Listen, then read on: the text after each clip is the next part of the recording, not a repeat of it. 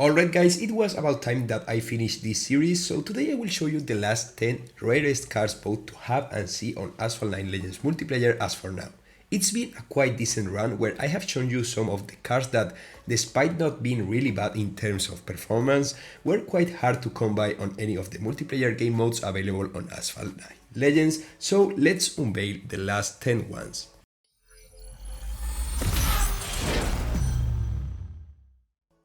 Alright, so let's start with the Braam BT62. This one is a suggestion from the previous episode comment section, and not gonna lie, I was considering to add the RAREST one instead of this Braam, but the latter has a more interesting backstory, so there we go. The Braam BT62 was supposed to be released through a Looper Prix, something only a few of you guys will remember, but at the last second Gameloft decided to release it through a special event, effectively increasing my chances of unlocking it. Since then, this Braam has appeared in a few special events as a requirement, but the truth is that it hasn't been as easy to unlock as it could have been on a Looper Prix, which was basically a Grand Prix but with slipestream. Anyways, this Braam has a quite nice top speed and a nitro efficiency for a car that, let's remember, is meant to be agile like the Ferrari 599X Evo. However, drifting with this Braam is not as satisfactory and the handling is a bit harder, so despite it's not a bad car, for all the reasons I have mentioned above, I don't expect to see this car too often in multiplayer.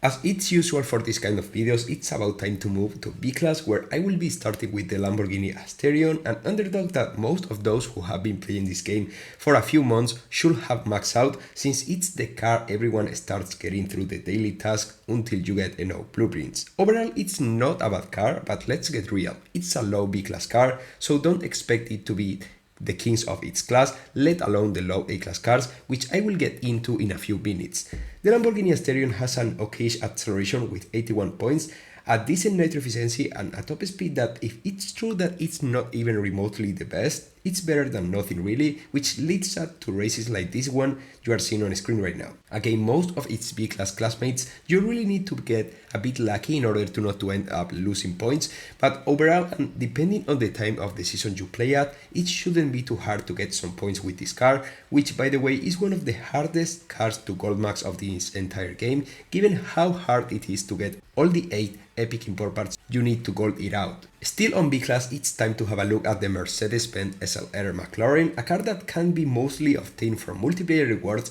same as its epic import parts, which you can get with luck from either the milestone rewards on MP1 or from the final season rewards if you end up at a nice position in the global leaderboard. This car might not have the best acceleration around a rank where, let's remember, there are plenty of cars with really strong acceleration values like the Huracan Evo Spider or the McLaren 600 LT, just to name a few, since there are truly many good multiplayer cars around this rank of B-Class, which is curious to say the least. Luckily for this Mercedes-Benz SLR McLaren, the nitro efficiency and handling makes it a great competitor, which, with an above the average top speed, can get the first position with ease if you get the point to dominate this car, which is great. Unluckily, this car takes a ton of time and dedication to be max and golden, since it's quite hard to get its specific blueprints from MP1 packs, so that pretty much explains why it's so hard to see on multiplayer. At last but not least, on B-Class I have decided to add the McLaren Solus to this list of the rarest cars to come by on multiplayer. And why, you may be wondering?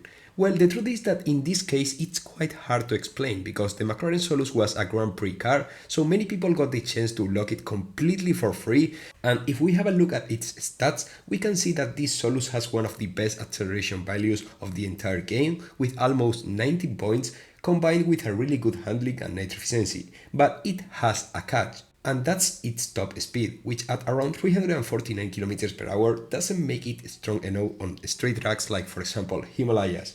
That, combined with the fact that it was a Grand Prix car that maybe many people didn't max out because of its top speed, makes it a quite hard car to come by on multiplayer, despite of being quite nice, especially on twisty tracks, thanks to its absolutely insane handling. Alright, but now it's time to check some of the rarest cards to come by on multiplayer, but now from A-Class. And of course, I really want to check it out, the Bentley Continental GT3 this time. This car was featured for the first time on a Legends Pass, and then it appeared a couple of times on the car hunts, which gave many people the chance to unlock it, but still I have never seen anyone using this car on multiplayer as far as I can remember. I think it's because of how low rank it is within A-class, where we have a ton of stronger options, but the truth is that this car isn't really bad. The top speed is quite decent compared to other cars around this rank, and the handling and nitro efficiency aren't bad either. Of course, the acceleration can't be compared to those cars above like the Band Electrics, but on everything else, this Bentley Continental GT3 isn't as bad as many other Legends Pass cars, so I have to admit that it was quite fun to try around this car, considering how I recorded these races last week around the middle of this multiplayer season,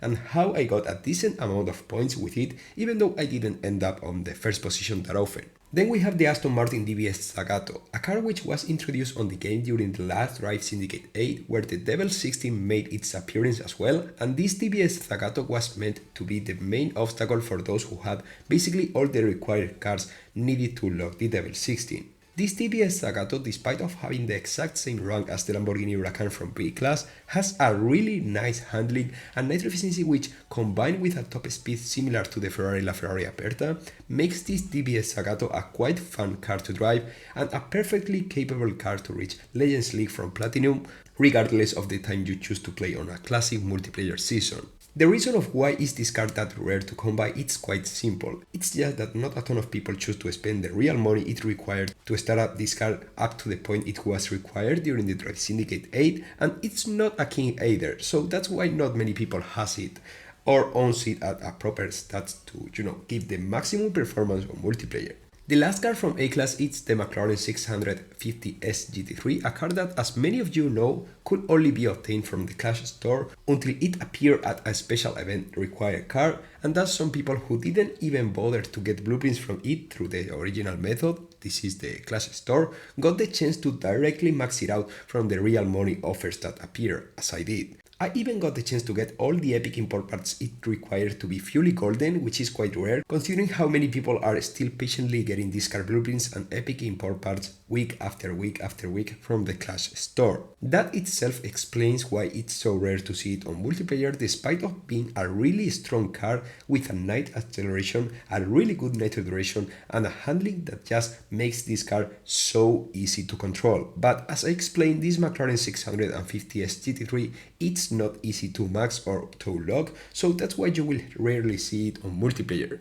And finally, here we are on S-Class. I will be honest guys, I just own one of the three cars I'm about to show ya, so I had to ask for help in order to get some runs with them, so that's why starting with this Koenigsegg CC850 run, I would like to thank Flash for sending me these runs. You have his channel on this video description in case you want to check it out. The truth is that I own this Koenigsegg CC850, but only at 1 star since I got its key from a giveaway. By the way, you have the details about it on the video you can check right now at the top right corner of this video. So that's why I asked Flash for some runs with his 4-star Koenigsegg CC850, which I have to admit it's quite nice. This Koenigsegg is hard to come by because many people who used to obtain Drive Syndicate cars in the past use exploits and cheats, and Gameloft decided to ban all of those who use these exploits right after this Koenigsegg CC850 Drive Syndicate. That's why many people lost it, and only the legend players got to keep their Koenigsegg CC850s, which by the way got improved after its Drive Syndicate, and now it's a car quite decent. Not a king, of course, but more than enough if you want to have some fun with it on multiplayer in case you own it at enough stars,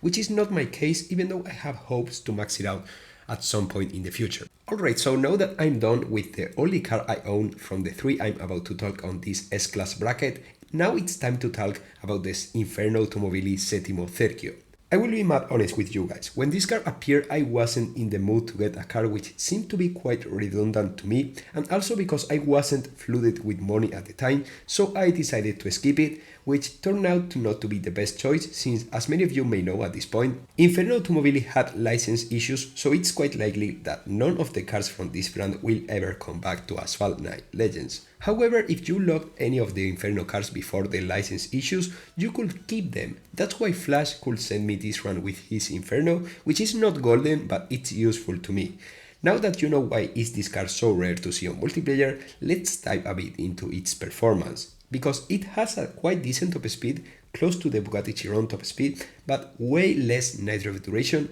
and despite that the Settimo Cerchio has floating capabilities, In general, it's not as solid as its old brother, the Inferno Automobile Inferno, was back when it was released. So yeah, I might have missed this car out, but it could have been way worse in the general context. Okay, so for the final dish of this video, I have picked a car that is widely known in real life, the Bugatti Bolide. Yeah, this car is harder to see on Asphalt 9 Legend multiplayer than you might think, and that's just because of how expensive it was at the time to lock it, despite of not offering the greatest performance. But why, you may be wondering? Well, you know, this Bugatti Bolide has a nice top speed of over 500 km per hour, a great handling, a drift radius sharper than the Hennessy Venom F5, and it's floaty as well. What's the catch then? Well, one of the worst nitro durations of the entire game, which was so bad that Gameloft had to increase it with a patch just so the car didn't run out of nitro while doing stunts in the air, which was a common issue. Nowadays, the Bugatti Bolide isn't as bad as it used to be, but as you guys might understand, a car with such a high handicap can't be compared to the Hennessy Venom F5 or, you know, the Devil 16, which dominate Legends League these days. Of course, you can win on multiplayer with the Bugatti Bolide in case you own it, it's just that it's not as easy as it could be with any other car around these ranks. Alright, so these were pretty much all the cars I wanted to share with you guys for this final episode of the rarest cars to see on Asphalt 9 Legends multiplayer. If you have any other extra rare cars to see, make sure to let me know in the comment section, drop your like and subscribe in order to not to miss anything about Asphalt 9 Legends, and I will see you really soon as usual with much more content. Goodbye guys!